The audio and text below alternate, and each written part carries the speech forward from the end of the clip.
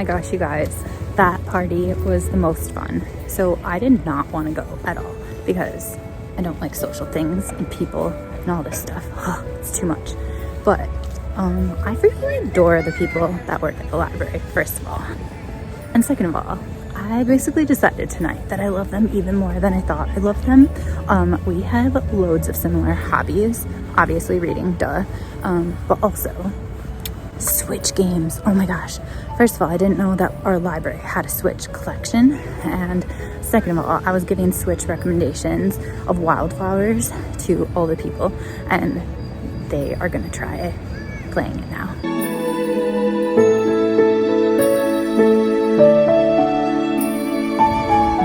And they gave me Switch recommendations.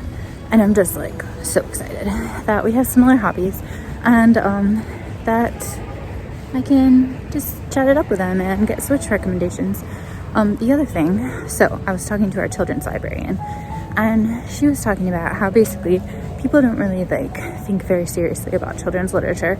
Like they think that everything upstairs in the children's section is just watered down for babies, and she was basically like, that's absolutely not true. So she told me about this book she read recently that she absolutely adored, and also that she has read other stuff by this author, and she's just like in love with this author. There are people coming, so hang on.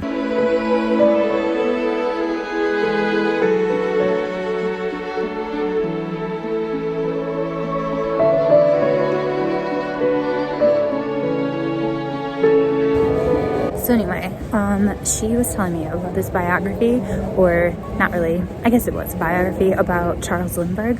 Like everyone knows like a little bit about him.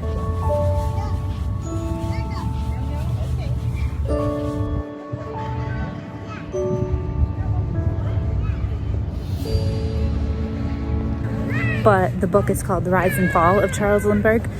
Basically, there's all this crazy stuff about his life that no one knew about.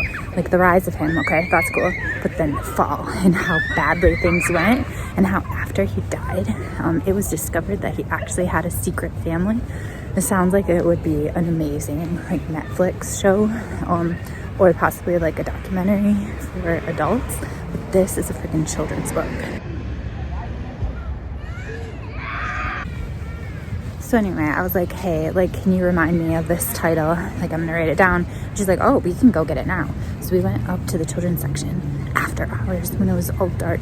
And can I just say that Charles Hackley, the person in the library is named after, lay in state up in the children's department. So to be there after hours when all the lights were off was super creepy and amazing.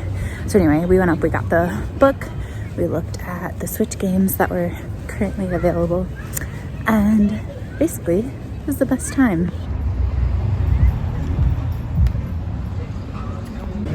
And then also we have this library helper who just graduated with her master's in library science, so she will be a legit librarian. But anyway, she was telling me about this queer bookstore that I had no idea about.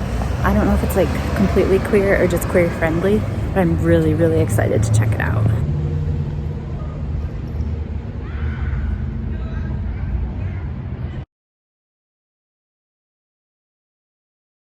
Hey everyone, it's Friday, it's the weekend. I am about to head to the gym, even though that's not normally something I do after work on Fridays or after work in general, just because I want to kill my body, work super, super hard, and then take a shower and just be super lazy the rest of the night and feel amazing about it, and then wake up tomorrow and be sore as crap and then go to yoga. I feel like this is an amazing plan. But what I wanted to do before I head to the gym is I wanted to talk about my favorite book of February. So if you recall, or maybe you're popping in and out and you haven't seen all my other videos, but I'm doing this thing where I am counting down and I'm talking about the best book of January, the best book of February, the best book of March, etc. up until I get to the end of the year, and then I will talk about my top 10 in general, which might not even include my top of the month for February because it's possible that I read a million amazing books in May, for example, and even though February's was the top of February, maybe it wasn't one of my top 10 for the year. I don't know. I haven't decided yet. I haven't even figured out my top 10, so I really have no idea. But this was a way for me to dip in and kind of start the thought about what my favorite books are. So it has been a while since I've read this, even though I loved it when I initially read it. I read 8 books in February, and out of those 8, my favorite was Bodies of Water by V.H. Leslie. This is published by Salt Publishing, so I guess it is an indie book, which is exciting. I actually read quite a few books from Salt this year, and I think that maybe towards the end of last year, beginning of this year, was when I started realizing that, like, if you follow indie publishers, because they're more, like, specific, you might realize, like, oh, I like a lot of what Salt publishes. I don't know. But anyway, I liked this one. So one of the things I've realized recently when I was talking about some of my favorite books is I love time travel books, and I didn't realize that I did. And this is not time travel necessarily. But what this is the story of is basically this woman in Victorian England. Her name is Evelyn. I keep looking at the back because it has been a while since I've read this. And she is somebody who helps women that are struggling, like mentally, emotionally, whatever. And then she kind of heads in a direction of that sort. And so she is put in like a sanatorium sort of a place. It says that she suffers a nervous breakdown and finds herself treated by the water doctors at the imposing Wakewater House, a hydropathy establishment. So this is basically like a whole like mental health situation. And so that's your one time period, Victorian England. And then, like I said, it's not time travel, but it does involve time. You're like more in the present day, and your character, I think, is Kirsten. Yes. She is just drawn to the water in a way I deeply connected to because I am also drawn to water. And she is drawn to basically these like remodeled apartments that used to be this medical facility back in the day and have now been made into these apartments. And so she's one of the first, she moves in, she's drawn to them, whatever, she moves in, she's one of the first people that moves in there. And so it's this kind of isolating, weird experience because she does have like one neighbor, but there's like not like loads of neighbors, and she's a woman alone, the other woman was a woman alone. And so it talks a lot about mental health, about isolation or solitude, and about the water.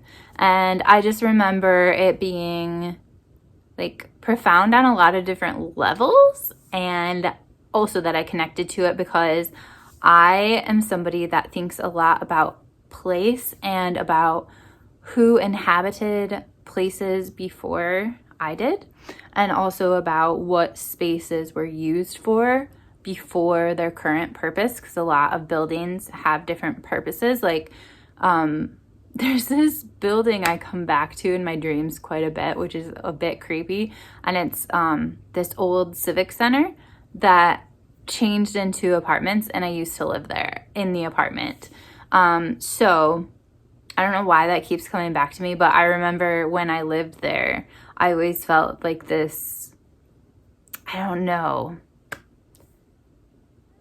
just this awareness, I think, of what was there before me, and a curiosity, I guess, about what went on in these apartments that you think probably used to be offices. Like, I don't know, it's just really interesting to think about. I think that's one of the many reasons why I was drawn to this book. So yeah, I think that February was one of the months where it was hard for me to pick a favorite, but I don't know. Anyway, I'm gonna go to the gym. It's gonna be amazing. I'm gonna either grab some food or make some food. I don't know. I'll have to think about it while I'm like working out. And then shower, pajamas, lazy night. Oh, hang on. Okay, sorry, we interrupt this transition for something else I want to talk about. which is that I found a new video game. So when I made that video a few days ago talking about my favorite Switch games, Bree mentioned when I was out, rewind. So a few days ago, I was talking about my favorite Switch games, and I said that I am still adoring Wildflowers, but that I think I'm ready to like add another game to the mix and have like two that I could kind of go back and forth between. And I was going to play Ooblets. That was like what my gut feeling was, but Bree mentioned that she felt that it would be a good idea to have something that was completely different from Wildflowers, so I could, like, based on my mood, play a different game and have like just different games for different moods.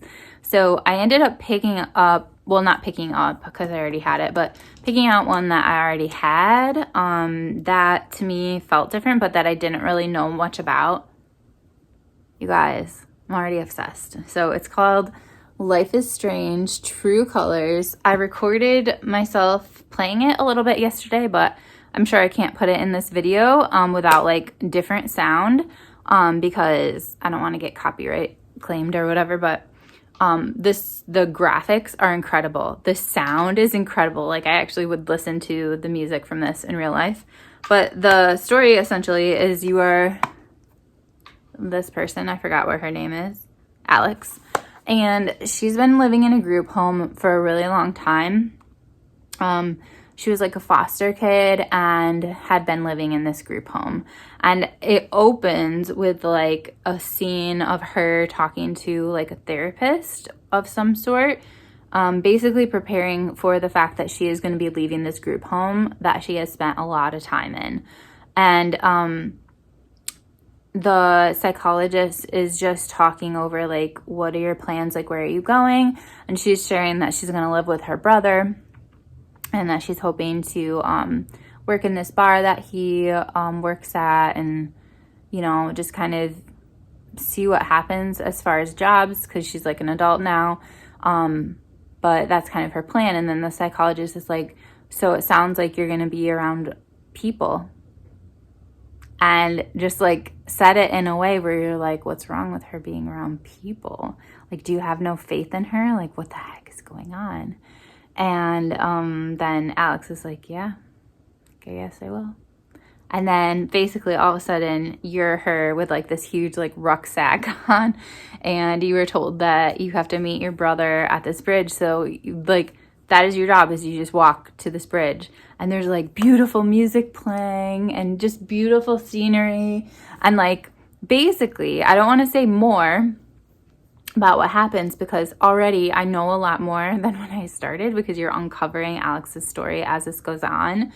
But it's a really interesting experience, because what I'm realizing as I play the Switch more and more is that there's so many different genres of games that I did not realize. Like, when I think of a video game, I think of like Mario or Mario Kart or like some shooter game or something like that. And like, that's not what this is, at least not what it is right now. It is almost like watching a movie where you have the opportunity to make choices along the way. So a lot of the times you're not actually like doing something with your controller, but you're watching and you're seeing the story unfold and seeing what happens, and then you'll be given a choice. So it's almost like a choose your own adventure sort of thing with the story. And there are things you control. You make your choices. You get to look at different objects and inspect them and discover the world around you.